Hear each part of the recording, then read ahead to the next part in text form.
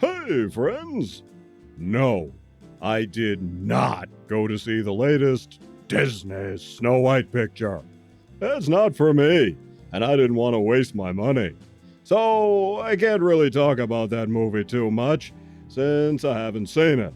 I've seen trailers and clips and things, but that's about all. From what I understand, the consensus is that this is on the lower side of mid. It's not as god-awful as everyone was afraid it would be, but it's not really all that great either. The story is kind of a jumble thanks to all the recuts and reshoots they had to do. The color grading looks pretty lousy, everything either washed out gray or piss yellow. They added some new songs, all of which are kind of meh, and not a patch on the originals. The CGI dwarves are bordering on nightmare fuel and seem out of place with the live actors.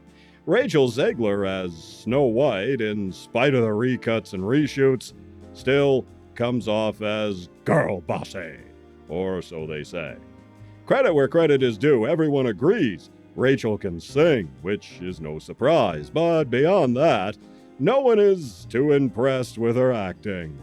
I don't know, you do you. If you want to see it, by all means. If not, save your dough. Me, I'm not going, but you do you. Now, as we all know, Snow White is supposed to be the fairest of them all, and that makes her stepmother, the queen, jealous on account of her vanity. But honestly, just look at these two. If you were asked which one was the fairest of them all, there's no way Rachel would win. And I'm not even talking about skin tone. Look, let me put it this way. You see this? This right here is a Lamborghini. This is a Maserati, a Bugatti, a McLaren.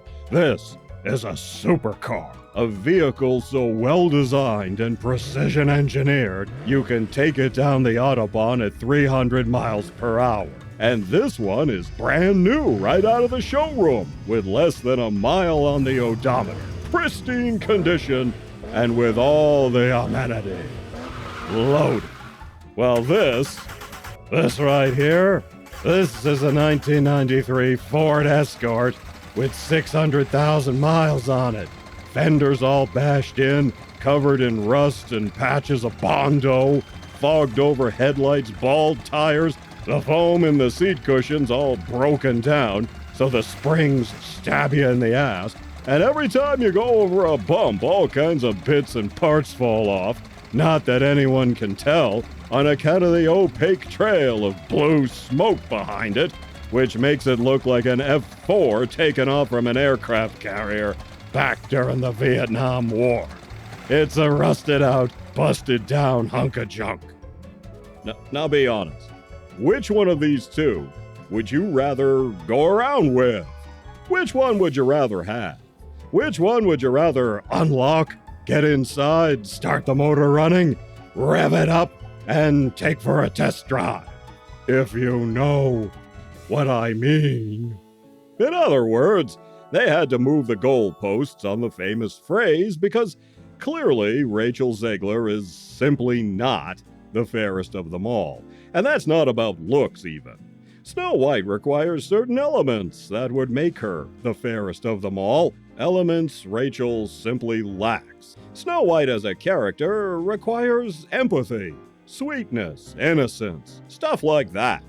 Not girl bossery, not smug superiority, and not arrogance.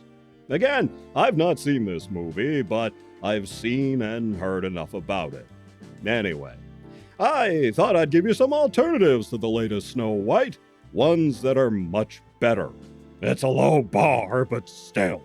Now, there are a lot of Snow White movies, too many to cover them all, so this is just a smattering of them.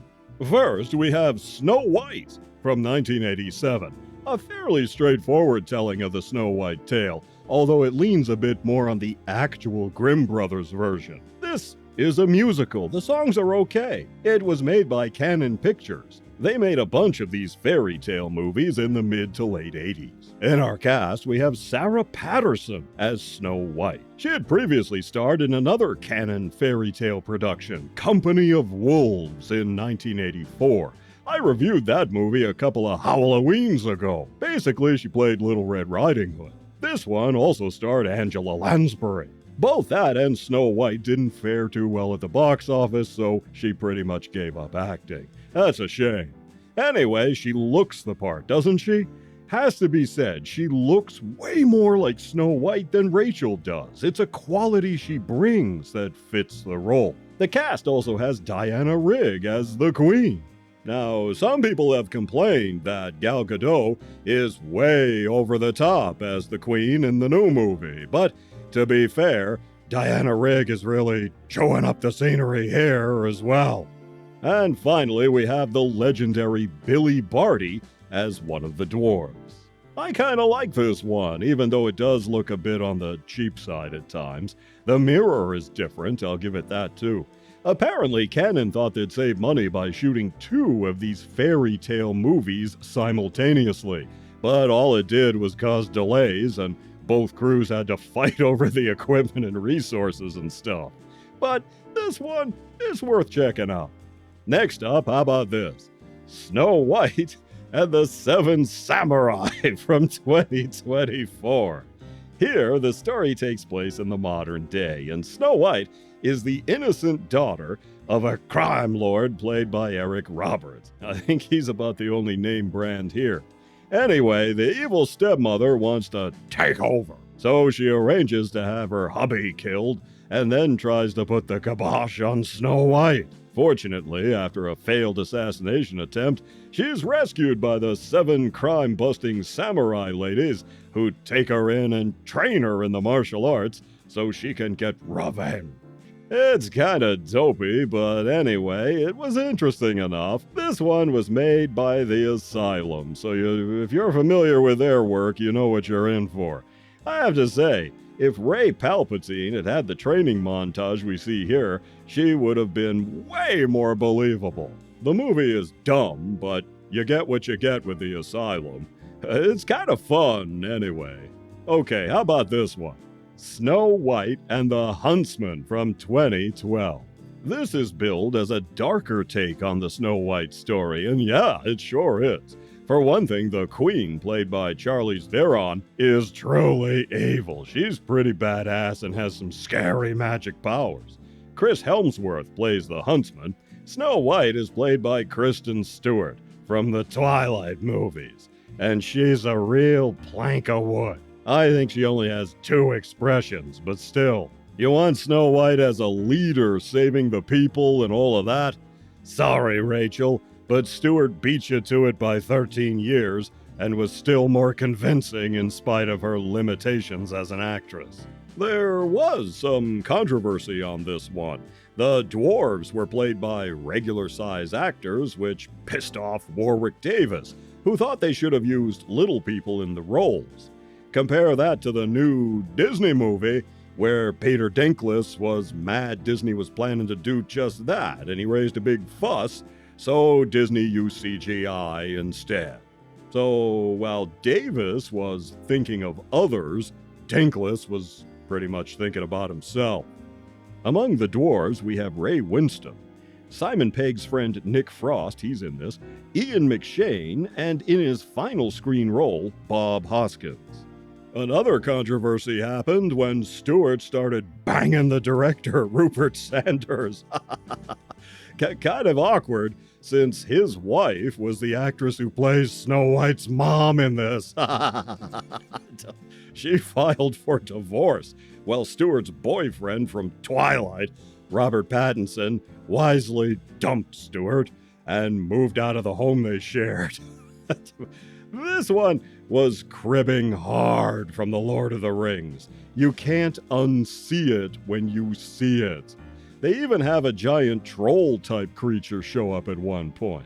I do want to give credit to Sanders, though. who insisted on a sense of realism in the movie. In the opening we see, spelled out in the original fairy tale, Snow White's mom pricks her finger and drops of blood land on some snow. Sanders felt the fake blood looked too fake, so he used his own real blood instead to get the shot. Talk about going all in for your art. The big battle at the end is exciting stuff, with a medieval army and all of that assaulting a castle, and it sports a real trebuchet. Visual effects are great too for their time. I did like the dark forest where these puffball type mushrooms get you high on mushroom dope so you hallucinate. But this one left me with some questions, like how Snow White can do all the stuff she does and has a maturity comparable with her actual age when she was locked up in a tower for a dozen years since she was a little girl. Why did they let her have candles and clean linen and this dress? Why did they give her this dress, which at one time was kind of fancy, I guess? And when she escapes, no spoiler that, she gets rid of the skirt there, and underneath she has these pants and boots. Is that a thing with a dress of this time period? Not that I ever heard of. One of the big downsides is that it looks perhaps too realistic for its time and setting. Everyone save the Queen is looking all grubby. Snow White looks dirty and grubby, which is a bridge too far for me. And they have her don armor at the end and do a Joan of Arc routine. I mean, she really looks like Joan of Arc, doesn't she? As she waves a sword around and everything, seems to know how to use it. How's that happen? Still better than Rachel's attempt to take the castle just by letting the soldiers know she remembers their names. Anyway, this one's really different. I kind of liked it. It spawned a sequel with just Helmsworth as the Huntsman, no Snow White, and a different director. Haven't screened that yet. Well, let's move on. Here's one called White as Snow, a French film from 2019. This is another modern telling of the story, but it follows it in a more vague way, a more subtle way. Snow White, her real name is Claire, is the daughter of a guy who owns some kind of swanky hotel, so they got a few bucks. But then he died. The stepmom stands in for the evil queen. She gets jealous of the hotness of young Claire. Can't blame her there. So she asks what appears to be a lesbotic love interest to deal with Snow White permanently. She stands in for the Huntsman, I guess. She kidnaps Claire and drives her way out in the country to do away with her. Fortunately, Claire escapes with the help of a man who lives with some other guys in a big old country house out in the woods. Over the course of the movie, Claire gets to meet the others standing in as the Seven Dwarves. And she bangs half of them too. Now this is a Snow White I could get behind. Or in front of. Or underneath. Or on top. I mean, we're talking about Snow White here. Just talking about Snow White here. Anyway, the stepmom shows up, and there's a poison apple and everything. This is actually a good film on its own merits about this young woman finding herself and her place in life. All kidding aside, it's really very good. Finally, we have Mirror, Mirror, a send-up of Snow White. Julia Roberts plays the queen, and the movie is told from her point of view. This is definitely a more comedic take on the story, or it tries to be. Armie Hammer plays the prince. Nathan Lane and Michael Lerner are both here, and Mare Whittingham, who we last saw in my review of One Trick Pony, she's also in the cast. Lily Collins plays Snow White, and aside from those Audrey Hepburn painted-on eyebrows, she looks the part. She was a good Snow White. Just the right amount of innocence, just the right amount of sweetness. Perfect. So you may be wondering which of these I recommend. To be honest, any of them are superior to the movie currently playing right now. But if you want to see a Snow White movie done properly, the original is the only one that matters. Walt Disney's Snow White and the Seven Dwarfs. That's the one you should see. It's still a masterpiece, and a masterpiece of animation. And its only agenda is simply to entertain, which it does in spades and has done since it was released in 1937. You take care of yourselves, and I'll see you in the next one. Vroom, vroom. I want that supercar.